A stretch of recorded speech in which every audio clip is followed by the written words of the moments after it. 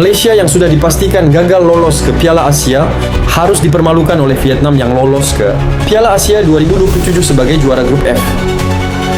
Setelah mengalahkan Malaysia 3-1 yang mengejutkan supporter, Vietnam sindir kasus pemalsuan dokumen dan ejek Federasi Sepak Bola Malaysia. Timnas Malaysia kembali harus menelan kenyataan pahit setelah dipermalukan. Vietnam dengan skor 1-3 dalam laga penentuan grup F hasil. Ini terasa semakin menyakitkan mengingat Malaysia sebelumnya sudah dipastikan gagal melangkah ke putaran final Piala Asia. Sejak awal pertandingan, Vietnam tampil dominan dengan permainan cepat dan disiplin tinggi. Tekanan demi tekanan yang mereka lancarkan membuat lini pertahanan Malaysia kewalahan. Tuan rumah pun berhasil membuka keunggulan lebih dulu dan terus menekan hingga memperlebar jarak skor. Malaysia sempat memberikan perlawanan dan berhasil mencetak 1 gol hiburan. Namun, upaya tersebut belum cukup untuk membalikkan keadaan. Vietnam justru kembali menambah gol dan memastikan kemenangan meyakinkan. 3-1 hingga peluit akhir dibunyikan.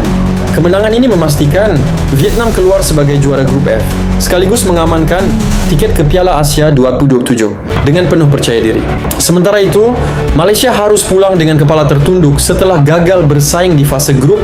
Tak hanya hasil pertandingan yang menjadi sorotan, aksi supporter Vietnam di tribun juga mencuri perhatian.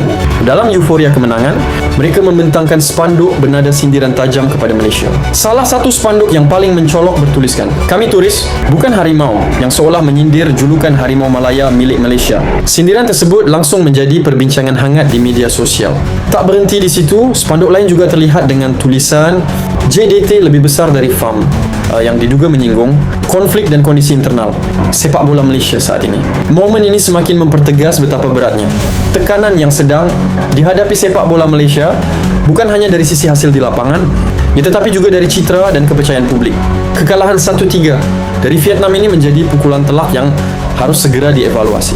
Jika tidak, bukan tidak mungkin Malaysia akan semakin tertinggal dari rival-rivalnya di kawasan Asia Tenggara.